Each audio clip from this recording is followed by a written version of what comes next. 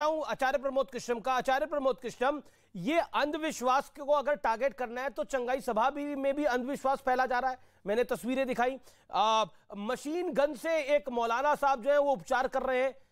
तो अगर अंधविश्वास को टारगेट करना है तो इन सब चीजों को भी टारगेट करिए, लेकिन बागेश्वर धाम को सिर्फ टारगेट करना, धीरेंद्र शास्त्री को अगर सिर्फ टारगेट करना क्या जायज है? मैं ये नहीं कह रहा कि उनकी वैधता क्या है, उनकी प्रमाणिकता क्या है, लेकिन अगर अंधविश्वास टारगेट है तो इसमें टारगेट क्यों नहीं? उसमें मौन और चुप्पी क्यों? पूरी लुटियंस लॉबी की, और सिर्फ धीरेंद्र शास्त्री टारगेट क्यों? सिर्फ सनातन की बदनामी क्यों? मेरा सवाल यह है आचार्य जी। देखिए अमीश देवगन जी, पहली बात यह है, परमात्मा को किसी ने नहीं देखा। ये सब जो भी धर्म का हमारा आधार है, ये हमारा फेथ है, बिलीफ है, हमारी श्रद्धा, आस्था। हम मानते हैं, जैसा अभी डॉक्टर रिजवान कह रहे थे, और ये बड़ा संवेदनशील भी है और गंभीर भी विषय है जो आप उठा रहे हैं। अब सवाल उठता है कि कोई भी धर्म को मानने वाले व्यक्ति सब ये मानते हैं कि उनकी धार्मिक किताबों में जो लिखा है वो बिल्कुल सही है, और सारे ही धर्म के लोग मुझे ये कहते हुए मिलते हैं कि हम बड़े साइंटिफिक बातें करते हैं, हम वैज्ञानिक दृष्टिकोण से बात करते हैं। लेकिन जहाँ तक मैंने महसूस किया है, उसमें सर्वाधिक वैज्ञानिक दृष्टिकोण मुझे सनातन धर्म का लगा है, क्योंकि ये प्रकृति प्रदत्त धर्म है। अब सवाल उठता है कि मेरा विश्वास, मेरी आस्था तो सही, दूसरे की गलत, ये एक विवादास्पद बात हो जाएगी। जहाँ तक धीरेंद्र कृष्ण शास्त्री का सवाल है, धीरेंद्र कृष्ण शास्त्री कथावाचक हैं, एक अच्छी कथा कर रहे हैं, अच्छा अपना धर्म का प्रचार कर रहे हैं, बिल्कुल ठीक है। लेकिन अगर धीरेंद्र कृष्ण शास्त्री ये कहेंगे कि साहब मैं ऐसा करके भूत उतार दूंगा, या और हम लोग ये कहेंगे साहब क्योंकि वो कोई पादरी भी भूत उतार रहा है, कोई मौलवी भूतों को गोली से मार रहा है, तो बात गले से नीचे उतरती नहीं है। मैं कहूँ जी दूसरा आदमी अंधविश्वास पे चल रहा, मैं भी चलूँ, तो ये कोई बात नहीं जमती है। क्या भूत होते हैं अमीश देवगन? भूत होते हैं तो भूत चढ़ते हैं तो उतरते हैं। क्या भूतों को उतारा जा सकता है? सवाल बहुत खड़े हो जाते हैं। ऐसे ही क्या भूत भाषा कौन सी समझते हैं? हमारी गीता कहती है नैनम छिंदंती शस्त्राणी नैनम दहती पावकाना चैनम क्लेद्यंत्या पुनः शोषति मारुता, यानी कि आत्मा अजर अमर है, उसे ना सुखाया जा सकता है, न गेला किया जा सकता है, न मारा जा सकता है। शरीर मर जाता है, तो जब शरीर मर जाता है तो सुनता कौन है? भूतों को अगर हम कहें कि भाई तुम बैठ जाओ, पटकी मारो, उछलो, कूदो, ये एक पूरा करने दो मुझको, ये बहुत गंभीर विषय है ना। हमारा फर्ज बनता है, हमारा कर्तव्य बनता है कि हमारे धर्म में अगर देखिए किसी भी धर्म के प्रचार प्रसार से कोई वो नहीं है। आप सोचो कि हम धीरेंद्र कृष्ण शास्त्री भूत उतारेंगे तो हम समर्थन कर देंगे, और अगर मौलाना उतारेगा तो उसका समर्थन कर देंगे। हमने किसी के, हम सबको कह रहे हैं ये जो भूतों को गोली मार रहे मौलाना, ये भी फ्रॉड है। अब सालासर बालाजी जाते हैं, ये जो भूतों को गोली, आपकी बात प्रॉब्लम ये तुम यार सुनते नहीं हो यार। आपको मैंने 3.5 नहीं, मेरी बात को मत ऊपर रखो, मेरी बात को सुन लो बस। सुना आपकी बात, सवाल सुनिए ना। आपने बोला भूतों की, बोल रहे अब सालासर बालाजी जाते हैं लोग, सालासर बालाजी की एक मान्यता है। आगे बढ़ूंगा नहीं, आप बिल्कुल, मैं आप ही से सवाल पूछ रहा हूँ आचार्यवर। मेरा सवाल है कि सालासर बालाजी की एक मान्यता है, अब उस मान्यता का क्या करिएगा आप? सालासर बालाजी की एक मान्यता है, उसमें आप और मैं क्या कर सकते हैं? लोगों का विश्वास है। लेकिन अगर अंधविश्वास, मेरा सवाल यह है, अगर अंधविश्वास टारगेट है तो सिर्फ धीरेंद्र शास्त्री के खिलाफ ये एजेंडा क्यों है? एजेंडा इन सबके खिलाफ होना चाहिए। चंगाई सभा के खिलाफ कौन बोला चंगाई सभा के खिलाफ? किसने बोला? किसी नेता ने बोला? किसी पादरी ने बोला? किसी मौलाना ने बोला? किसी पंडित ने बोला? मेरा सवाल तो यह है, चंगाई सभा के खिलाफ क्यों नहीं बोला? बोलना तो उसके खिलाफ भी बोलिए। आपका सवाल है तो मेरा जवाब, आपने सवाल मुझसे किया है या बाकी लोगों से किया? अगर मुझसे किया तो मेरा जवाब लाइन में जवाब दे दूंगा। जी, जवाब।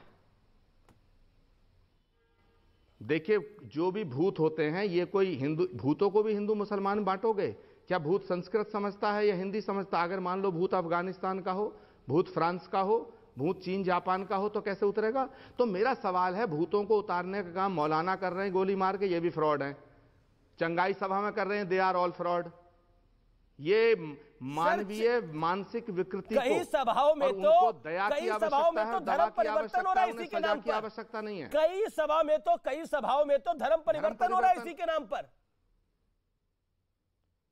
मेरा तो पॉइंट ओके रिजवान अहमद कुछ कहना चाहते हैं, रिजवान अहमद कुछ रिस्पॉन्ड करना चाहते हैं, वारिस पठान। मैं तो जी आधी लाइन तो कहने का मौका दे दो यार, आधी लाइन तो दे दो यार रिजवान साहब, मैं अपनी बात को पूरी तो कर लूं यार। अमीश रख दीजिए। ऐसे घुड़दौड़ की तरह डिबेट कैसे कर रहे हो भाई अमीश जी?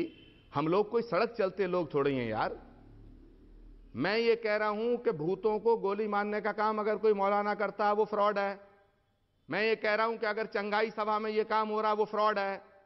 तो जब मैं उसको कह रहा हूं तो मैं ये भी कह रहा हूं कि भूतों को उतारने का चढ़ने का काम अगर कोई मानता है भूत होते हैं तो भाई उतरवाए जाओ। मैं ऐसा मानता हूं कि ये मानसिक विकृति एक रोग है, इन्हें दया की आवश्यकता है, दवा की आवश्यकता है, इन्हें सजा की आवश्यकता नहीं है। That's all. Okay Rizwan Ahmad, लेकिन ये हो नहीं रहा है, ये लगातार हो रहा है और धर्म परिवर्तन भी हो रहा है इसके नाम पर। Okay Rizwan Ahmad 40 second, sharp 40 second. अभी आचार्य जी ने बोला कि क्या भूतों को भी हिंदू मुसलमान में बांट दोगे? अरे अफसोस ये है कि भूत भी हिंदू मुसलमान ईसाई में बटे हुए हैं। और अभी मैं आपको बता देता हूं कैसे। जब मुसलमान को ऐसी कोई समस्या आती है तो कहलाया जाता है जिन, और उसको उतारने मौलाना ही आता है। जब किसी ईसाई के ऊपर ऐसी बात आती है तो कहलाया जाता है स्पिरिट, और उसको उतारने के लिए पादरी आते हैं। जब किसी हिंदू के साथ ऐसा होता है उसे कहा जाता है प्रेत आत्मा, और उसको उतारने के लिए कोई ब्राह्मण या कोई योगी या कोई संती आता है। तो कहने का मतलब यह है आचार्य जी, आत्माएं भी बटी हुई हैं हिंदू मुस्लिम ईसाई में। और दूसरी बात, अभी आपने कहा भूतों पे विश्वास नहीं रखते, यह आपका विश्वास है, लेकिन मुसलमान होते हुए कुरान शरीफ में जिन का जिक्र है, और मुसलमान को यह मानना पड़ेगा कि इंसान के साथ जिन होते हैं। अब आप बताइए उस मुसलमान को आप अंधविश्वासी कहेंगे या विश्वासी कहेंगे जो कहता है कि जिन होते हैं? वारिस पठान, जो मुसलमान डॉक्टर रिजवान साहब जी आचार्य जी कुछ कहना चाह रहे हैं, लेकिन आचार्य जी पहले वारिस पठान बोल ले, फिर आप बोल लीजिए। अमीश जी हाँ, वारिस पठान साहब को मौका दीजिएगा। वारिस पठान रिजवान अहमद ने एक लॉजिकल पॉइंट रखा है, उस पर आपकी राय। जी देखिए अमीश भाई, आपने बात की धीरेन्द्र शास्त्री की, तो मैं कहूंगा कि धीरेन्द्र शास्त्री देश में अराजकता का माहौल क्रिएट कर रहे हैं, नफरत फैला रहे हैं, संविधान की धज्जियां उड़ा रहे हैं और लोगों को वर्गला रहे हैं।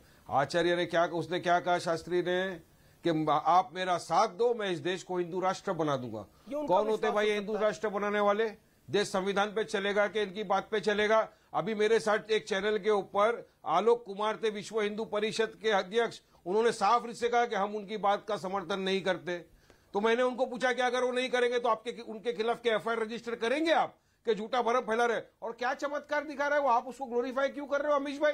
चमत्कार क्या दिखा रहे हैं मालूम है? एक पत्रकार को बुला के फेसबुक पे से पहले उसका पूरा डिटेल निकाल लिया, फिर उसको बताते तेरे भाई का नाम ये था, तेरी बेटी का नाम ये था, तूने एक घर बनाया था। अरे अमीश भाई, तुम्हारी पूरी कुंडली बता दूंगा 5 मिनट के अंदर, तो तुम क्या मेरे को चमत्कारी बता दोगे? वारिस पठान चमत्कारी बाबा बन गए, आप मुझे बना दोगे? नहीं ना। तो देश के अंदर इस तरह की चीजों को रोकना चाहिए अमीश भाई। आज देश के सामने इतनी बड़ी चुनौती है, एक डॉक्यूमेंट्री के ऊपर तो बवाल मचा दिया आपने, सच को छुपाने की कोशिश की जा रही है। अरे सच तो सच है, सच कभी मरता नहीं। अब आपको उस डॉक्यूमेंट्री पर विश्वास है? अब सोचिए, अरे वो तो फिर भी बालाजी पर विश्वास कर रहे हैं, आप तो डॉक्यूमेंट्री पर विश्वास कर रहे हैं। मोदी जी ने आप अब वो तो धीरेन्द्र शास्त्री तो बालाजी पे विश्वास कर रहा है। अश सिद्धि नवनिधि के दाता, असमरदीन जान की माता, बजरंग बली, जिनके बाद अष्ट सिद्धियां थी, नवनिधि थी, उन पे विश्वास कर रहा है। आप तो एक डॉक्यूमेंट्री में विश्वास कर रहे हो। आपका ध्येय उस डॉक्यूमेंट्री के ऊपर है और उनका ध्येय बजरंग बली के ऊपर है। और जहां तक बात है हिंदू राष्ट्र की, उनके कहने से हिंदू राष्ट्र हो नहीं जाएगा। उन्होंने कोई इसके लिए कोई जिसे कहते हैं किसी हिंसा की नहीं बात करी, वो अपना विचार रख रहे हैं, बोलने की आजादी, उन्होंने अपना विचार रखा।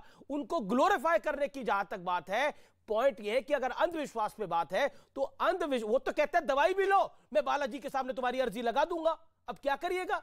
अब कई बार डॉक्टर कहता है कि अब इसे दवा की आवश्यकता नहीं है, दुआ की आवश्यकता है, तो डॉक्टर भी अंधविश्वासी हो गया क्या इस कैटेगरी के अंदर? यह सवाल जरूर खड़ा होगा। आर पार में एक ब्रेक के बाद मैं आ रहा हूं, क्योंकि यह विषय बहुत बड़ा है।